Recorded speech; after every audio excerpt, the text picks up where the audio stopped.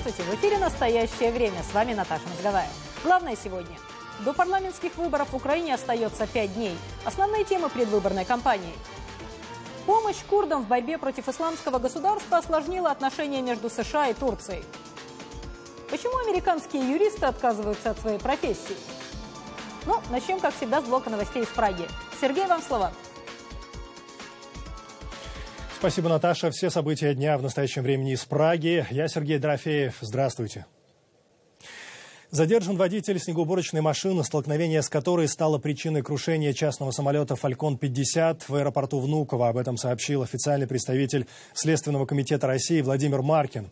Отмечу, в катастрофе в ночь на вторник погибли все 4 человека, которые находились на борту, в том числе и 63-летний глава Совета директоров крупнейшей французской нефтяной компании «Тоталь». Зарплаты россиян продолжают падать. Об этом говорится в аналитическом обзоре Центра развития Высшей школы экономики в Москве. Сокращение зарплат в России зафиксировано и в сентябрьском отчете Росстата. Аналитики считают, что реальное падение зарплат в следующем году составит почти 2%. Радиостанция «Эхо Москвы» готова предоставить свою телестудию каналу «Дождь». Главный редактор «Эхо» Алексей Венедиктов написал об этом в своем твиттере. Арендодатели попросили телеканал «Дождь» освободить занимаемое помещение до 15 ноября в связи с капитальным ремонтом. Украина готовится выбирать парламент. Это первая предвыборная кампания после кровавых событий на Майдане минувшей зимой и весной. Депутатов Верховной Рады будут избирать по партийным спискам и мажоритарным округам. Согласно предварительным опросам, на большинство мест претендует пропрезидентский блок Петра Порошенко. За ним в порядке, который пока меняется, идут Батькивщина Юлии Тимошенко, Народный фронт премьера Арсения Яценюка и экс-спикера парламента Александра Турчинова, Радикальная партия Олега Ляшко. Кстати, Ляшко был третьим на предыдущих президентских выборах, партия националистов «Свобода», гражданская позиция Анатолия Гриценко, самопомощь львовского мэра Садового и оппозиционный блок, который в частности собрал бывших членов партии регионов беглого президента Януковича. Еще есть коммунисты, партия бывшего вице-премьера Януковича Тигибко и другие. До дня выборов в воскресенье 26-го остается все меньше времени. Борьба за депутатские кресла все жестче. Так, накануне под Киевом было совершено покушение на кандидата в депутаты от Народного фронта Владимира Борисенко. Его доставили в больницу, и сейчас здоровью кандидата ничего не угрожает. Что происходит сегодня в Украине? На связи из Киева политический эксперт Тарас Березовец. Тарас, здравствуйте. Чем эта кампания отличается от предыдущих? Судя по сообщениям «Украинской правды» о том, что есть округа, которые буквально сливают под определенных кандидатов, и судя вот по этому покушению, эта кампания практически не отличается ничем.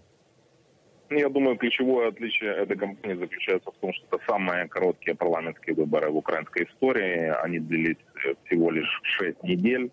В дискурсе кампании присутствуют всего 2 главные темы. Первая – это тема мира на востоке страны, и вторая тема – это сохранение социальных стандартов, сохранение пенсий и зарплат. На самом деле все остальные темы людей волнуют намного меньше. И, соответственно, дискурс крутится вокруг 2 проблем. Тарас, а почему после Небесной сотни Майдана, после тысяч погибших в зоне АТО, способы попадания в Раду, скажу так, они прежние? Почему даже кровь не может изменить тренды в украинской политике?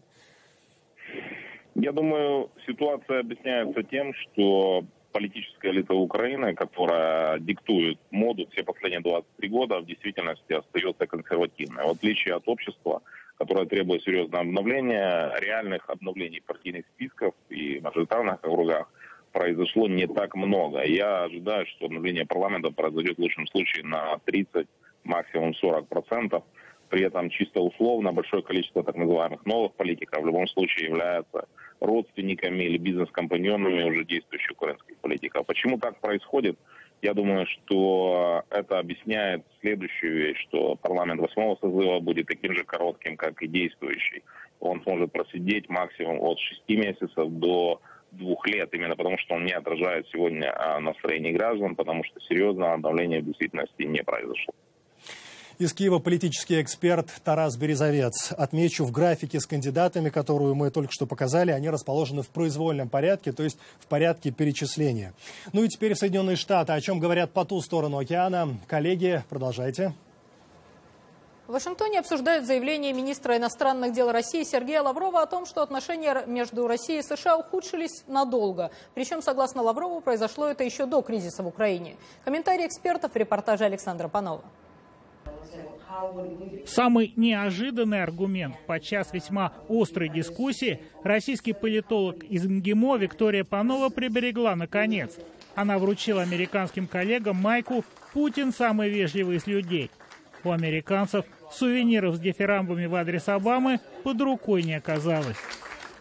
Эксперты, проанализировав клубок разногласий, возникших между Москвой и Вашингтоном и еще до событий в Крыму и на востоке Украины, расширение НАТО, размещение ПРО в Восточной Европе, Ливия и Сирия, дело Сноудена, список легко дополнить, пришли к выводу: Лавров скорее прав. Резкого улучшения отношений ждать не приходится. Хотя всего пару недель назад российский министр говорил о желательности перезагрузки 2 с Америкой. Я думаю, Лавров и российские власти действительно хотели бы до известной степени улучшения отношений с США, по мере того, как санкции продолжают наносить вред и создают проблемы внутри России, особенно в условиях снижения мировых цен на нефть. Признав, что плохие отношения с Америкой надолго, Лавров тем самым дал понять, что быстрого решения кризиса в Украине со стороны России не предвидится. В Москве все чаще говорят, что цель санкций – смена режима в Кремле. Сейчас в целом достаточно многие склоняются к тому, что одна из целей – это смена режима. Кстати, в пользу этого приводят и тот аргумент, что вспоминают, как было определенные договоренности достигнуты в начале 80-х годов между Саудовской Аравией и Соединенных Штатами, и что происходит сейчас, да, то есть снова фактически... Американские эксперты считают, что администрация Обамы, и тем более европейцы, готовы отказаться от санкций, как только изменится политика Кремля. Предостережение российского министра молдавским властям напомнило вашингтонским экспертам недавний сценарий с референдумами в Крыму и на востоке Украины. Мы уже видели этот сценарий, это очень печально. России надо признать, наконец, она имеет дело с независимыми государствами, которые имеют право сами выбирать свою внешнюю политику. Если выборы в Приднестровье пройдут, их не признает никто, кроме России и, может быть, отдельных частей бывшего Союза. И это станет новой проблемой и в без того напряженных отношениях России и Америки. Госсекретарь США Джон Керри посетил Индонезию. Официальной целью визита была инаугурация президента Джоко Видодо. При этом глава американской дипломатии надеется получить дополнительную помощь от лидеров Юго-Восточной Азии, возглавляемой США компанией против исламского государства. Собственно, на Ближнем Востоке дело обстоит гораздо сложнее. Американская помощь курдам вызвала протесты Турции, ближневосточного союзника США. ВВС США сбросили с воздуха оружие, боеприпасы и медикаменты, чтобы помочь курдам, которые защищают от боевиков исламского государства, расположенный на севере Сирии город Кобани. В Анкаре вызывает беспокойство военная помощь курдским повстанцам, с которыми Турция воюет уже не первый десяток лет. На пресс-конференции в Джакарте госсекретарь Керри заявил, что он прекрасно понимает отношение Турции к вызовам, которые представляют террористические организации, к коим относится и рабочая партия Курдистана, но при этом США не готовы отказать в помощи курдским ополченцам. С нашей стороны было бы безответственно и очень трудно с моральной точки зрения отвернуться от общины, которая в данный момент сражается с исламским государством, как бы тяжело это ни было. Мы, президент и я, говорили с представителями турецких властей и дали им ясно понять, что речь не идет об изменении американской политики. В момент кризиса, в чрезвычайной ситуации, мы совершенно не хотим, чтобы Кобани стал ужасающим примером нежелания людей помочь тем, кто сражается против исламского государства. С нами на связи наш корреспондент Игорь Тихоненко. Игорь, администрация США пыталась заручиться поддержкой Турции, посылала туда специальную делегацию. Какова ситуация сегодня? Да, Наташа, как вы на самом деле правильно заметили, главным камнем преткновения в сотрудничестве Турции и Соединенных Штатов по этому вопросу являются как раз-таки сами сирийские курды, которые на протяжении последних нескольких лет плотно сотрудничали с PKK, либо Рабочей партией Курдистана, организацией, которая на протяжении последних 20-30 лет достаточно рьяно отстаивала политические, экономические и социальные права курдского меньшинства в Турции, в частности на юго-востоке этой страны. Делано это, нужно сказать, прямо весьма и весьма насильственными методами. Это именно та организация, которую сами Соединенные Штаты на сегодняшний день, а также Евросоюз и НАТО считают террористической. Несмотря на все это, вчера Турция пошла на достаточно беспрецедентный шаг, как считают многие ближневосточные аналитики. Ее министр иностранных дел Мефсут Кавасоглу на пресс-конференции заявил, что Турция поможет в переброске сил пешмерга, либо иракских военизированных курдов на территорию Северной Сирии, чтобы они помогли своим этническим соотечественникам в защите города Кобани. По словам Кавасоглу, его страна уже предпринимает определенные шаги, чтобы помочь в этом процессе. Однако Спасибо, Кавасоглу... Игорь. Спасибо, это был наш корреспондент Игорь Тихоненко. Теперь возвращаем слово Праге о том, что важно.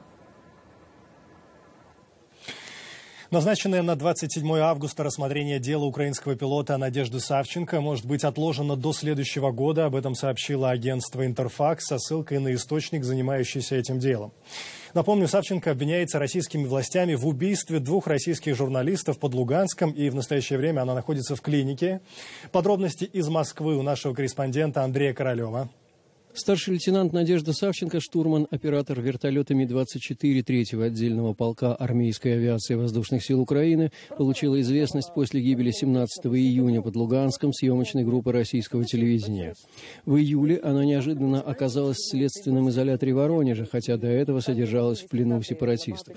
По версии следствия, во время боевых действий на Донбассе Надежда выполняла функции корректировщика огня при обстреле Луганска украинскими военными. Сама Савченко отвергает обвинения и утверждает, что была захвачена сепаратистами и силой переправлена в Россию.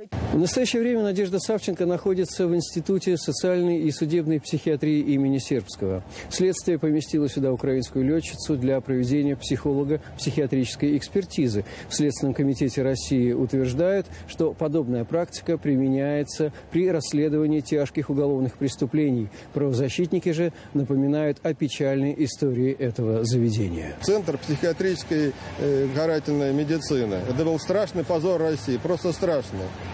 И то, что сейчас происходит, это еще не возрождение, но уже запах опять страшного вот этого позора снова. Этот страшный фурункул на душе России снова появляется.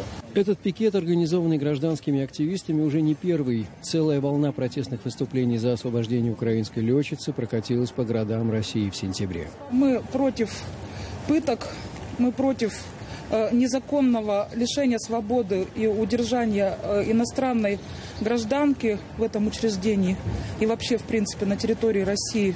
Значит, она не может спокойно спать, все время сидит сотрудник ФСИНа рядом с ней. Я бы тоже не смогла, например, спать в такой ситуации. Вот даже хотя бы уже это одно для меня бы 100% было пыткой. На этой неделе в Москве состоится премьера документального фильма, посвященного украинской летчице. Пока же адвокаты Надежды Савченко продолжают собственную борьбу. В понедельник стало известно, что Следственный комитет ходатайствовал о продлении срока ареста военнослужащей. Этот вопрос будет рассмотрен в Басманном суде Москвы 27 октября. В Лондоне активисты движения «Говорите громче» сегодня готовятся провести акцию протеста против концерта российской певицы Валерии и других звезд российской сцены, который пройдет в Королевском концертном зале Royal Albert Hall. Шахида Якуб разговаривала с организатором этой акции Андреем Сидельниковым. Андрей, скажите, пожалуйста, в чем цель вашей сегодняшней акции? Мы сегодня выходим к Альберт-Холлу на протест в связи с тем, что правительство Великобритании, насколько я понимаю, впустила все-таки в страну Валерию Кобзона. Валерия приехала они уже должны были не впускать? Вы знаете, мы написали письмо. Во-первых, была сначала петиция в интернете. Мы собирали подписи для того, чтобы обратиться в правительство Великобритании. Подписи мы собрали. Написали письмо премьер-министру Великобритании Дэвиду Кэмерону, о котором рассказали о ситуации. Скажите, Андрей, а в чем главная причина? Почему их должны были не впускать? Какие на это есть основания? Оснований, на наш взгляд, достаточно много. Эти люди занимаются пропагандой путинского режима. Они, в общем-то, не сколько творчество свое обсуждают, но в средствах массовой информации последние несколько лет. в общем-то, отвечают такие на политические вопросы. Что касается Кобзона, конкретно была петиция, которая сбор подписей шел в интернете, то он является депутатом Государственной Думы. Он голосовал за все ограничивающие права и свободы граждан России законы, которые выпускала Государственная Дума. И, в принципе, мы считаем, что на таких людей должны быть наложены санкции для того, чтобы они не имели возможности выезжать в общем-то, в западные страны. Соответственно, это и должно быть и арест имущества, и арест счетов. В Узбекистане в этом году правительство решило изменить традиции и не привлекать к сбору хлопка детей. Отмечу, в течение многих лет международное сообщество критиковало власти Узбекистана за применение принудительного детского труда. Хлопок является главной статьей валютных поступлений в бюджет страны. Мои коллеги поговорили с правозащитницей Умидой Ниязовой. Очень много лет уже западные страны критикуют Узбекистан за использование принудительного детского труда на хлопковых полях. Ситуация в этом году изменилась или она осталась такой же, как и была раньше? Действительно, хлопковая система в Узбекистане, она основана на принудительном труде. Это означает, что государство заставляет фермеров сажать хлопок, государство устанавливает закупочные цены, и государство заставляет сотни тысяч людей каждую осень выходить на сбор хлопка. А скажите, этим людям оплачивается их труд или они работают бесплатно? Скажем, в этом году оплата за 1 килограмм хлопка примерно 7 центов. Естественно, в этом-то и состоит вся проблема, потому что в Узбекистане огромное количество безработных. И при достаточной оплате все эти безработные могли бы просто пойти и собирать хлопок за приличную плату. Но именно потому, что государство хочет собрать хлопок за минимальную цену, поэтому оно и использует массовый принудительный труд. Скажите, когда мы говорим массовый принудительный труд, что это означает? Это что, все предприятия, госучреждения вывозят на хлопковые поля собирать хлопок, или это по-другому выглядит? Да, именно это и означает, что это систематически, массово принуждаются люди с каждой организации, каждой школы, каждого института, даже до 60% учителей, скажем, средних школ, они одновременно выезжали на сбор хлопка. Значит так, если учителя средних школ выезжают на сбор хлопка, то кто же занимается образованием детей? Естественно, что нормального учебного процесса его, конечно же, нет. Но каким-то образом они пытаются оставлять детей в школах. Допустим, физкультуру ведет химик или там учитель математики ведет, не знаю, там химию. Но, естественно, ни о каком нормальном учебном процессе речи быть не может. Скажите, Умида, многие годы в Узбекистане практиковался принудительный детский труд. В этом году детей также продолжали вывозить на сбор хлопка, или это прекратилось? В этом году мы видим, что меньше детей, то есть тех, кому не исполнилось 18 лет, были привлечены к сбору хлопка. Но тем не менее мы собрали много свидетельств, достаточно фактов, чтобы сказать, что Узбекистан, тем не менее, использовал детей, которым не исполнилось 18 лет. Это, это студенты вторых, третьих курсов колледжей по всей стране, которые собирали хлопок от 1 до 1,5 месяца. Скажите, из того, что вы говорите, выясняется такая картина, что в Узбекистане, скажем, сбор хлопка – это государственная акция, и если в таком масштабе привлекаются люди для того, чтобы его собирать, сколько приблизительно выручает страна за счет продажи хлопка? В одном из выступлений президент Каримов говорил о том, что от экспорта хлопка Узбекистан получает примерно 1 миллиард евро. К сожалению, все эти выкладки, их очень трудно проверить, потому что бюджет Узбекистана закрыт. И совершенно непонятно, сколько денег уходит государству, сколько оно тратит на то, чтобы, собственно, посадить и собрать хлопок, и сколько получается чистой прибыли. Это программа «Настоящее время». Спасибо, что смотрите. Вашингтон. Передаем вам слово.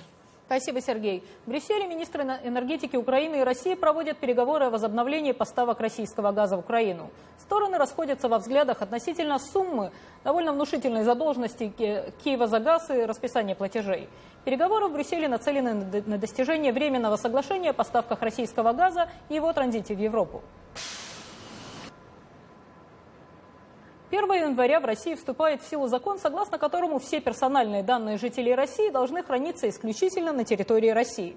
Означает ли это, что российские власти могут вдруг запретить использование iPhone и iPad из-за программы учетной записи онлайн-хранилища iCloud компании Apple, которая хранит информацию о своих пользователях на американских серверах? С нами на связи из Нью-Йорка наш корреспондент Владимир Ленский.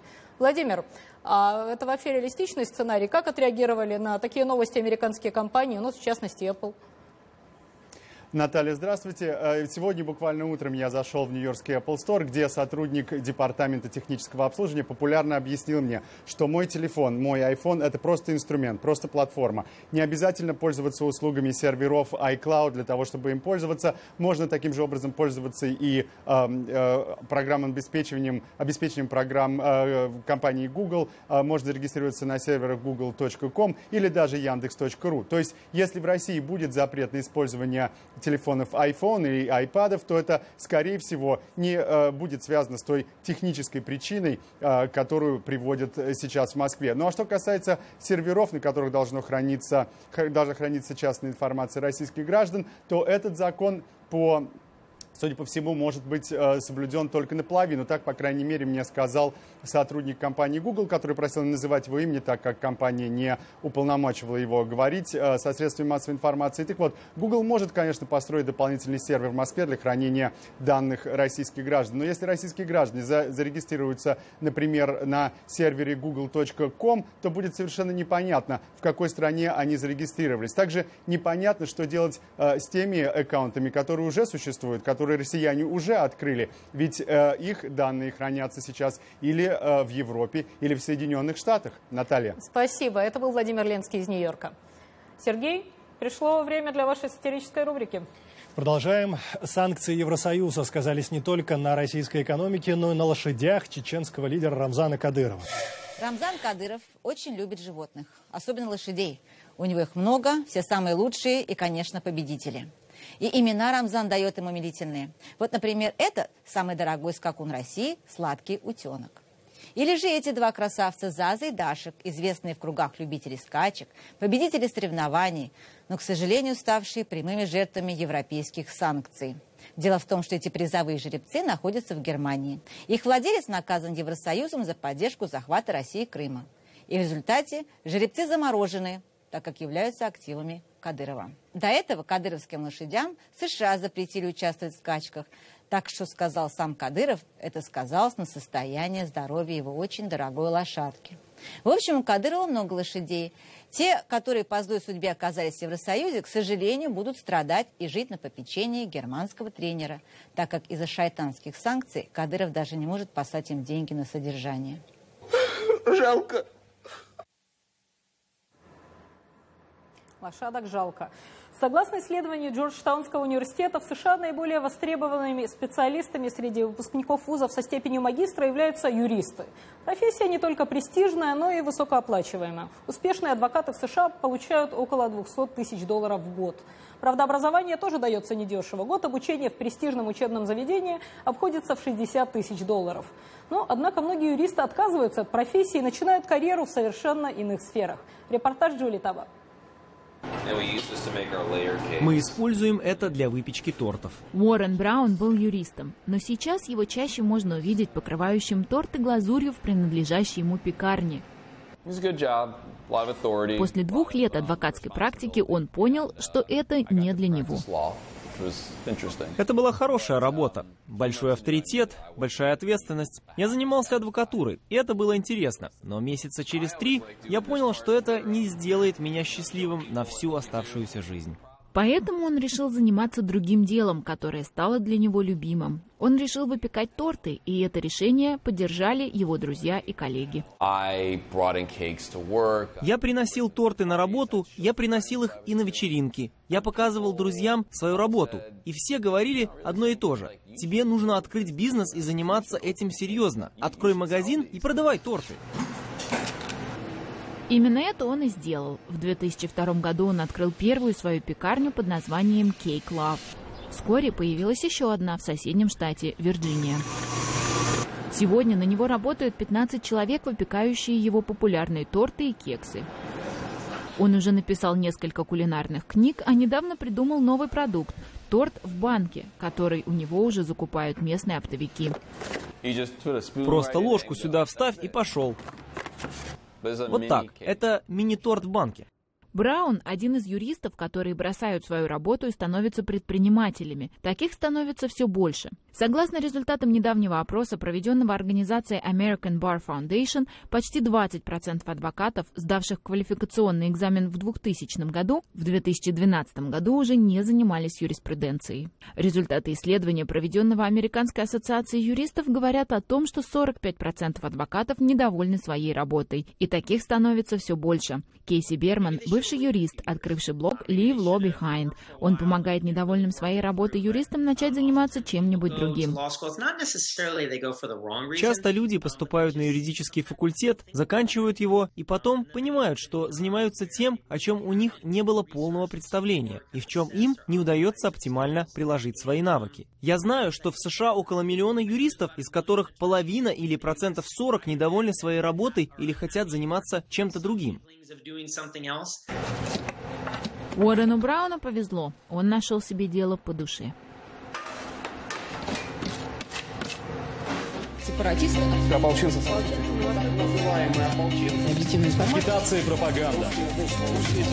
Человек. Государство. Эмбарго на поставку. Покупайте свое и порядок. Как разобраться?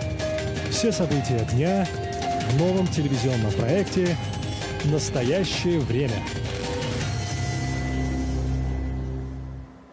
Драматическое развитие событий в связи со вспышкой лихорадки Эбола вызвало у нас ассоциации с фильмами об эпидемиях. Но насколько можно верить в кино? Насколько точны сценарии смертельных пандемий, показанные нам на экране? Ответ в сюжете Деборы Блок.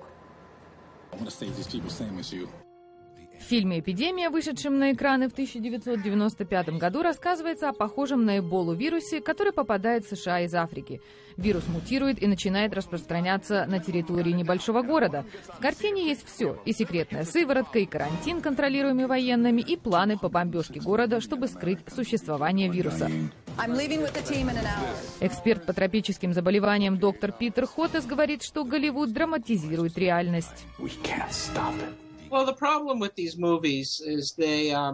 Проблема в том, что подобные фильмы формируют неправильное представление о реальных рисках инфекционных заболеваний. В центре фильма «Заражение» 2011 года другой тропический вирус, который сначала вызывает легкое покашливание, затем высокую температуру и в конечном итоге инфекцию мозга. И, конечно, всеобщую панику.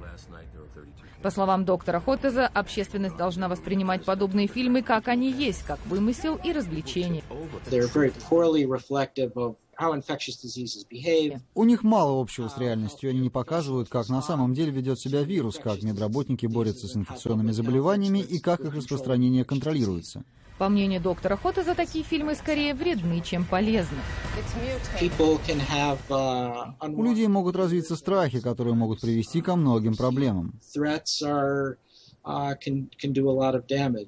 В частности, он говорит о фильмах, в которых источником распространения вируса становятся научно-исследовательские лаборатории. Персонал лабораторий очень хорошо подготовлен, они чрезвычайно аккуратны в своей работе. Конечно, нет ничего невозможного, но вероятность подобного сценария близка к нулю. Однако некоторые детали, которые мы видим на экране, весьма реалистичны. Карантин и ввод карантинных ограничений – героические и впечатляющие усилия по его соблюдению. Эти элементы довольно правдоподобны. И, как подчеркивает доктор Хотес, не стоит полагаться на Голливуд как на источник информации об инфекционных заболеваниях или возможных вакцинах для предотвращения и контроля эпидемий. Это была последняя страница нашего тележурнала, который подготовили для вас «Голос Америки» в Вашингтоне и «Радио Свобода» в Праге. Следите за событиями дня, читайте аналитику на нашем сайте. Сергей, всего доброго. Благодарю. И мы также благодарим коллег в Вашингтоне и всех наших зрителей. Смотрите нас в социальных сетях и в эфире своих национальных телеканалов. В настоящее время вновь наступит уже завтра вечером. Я Сергей Дорофеев. Всего доброго. До свидания.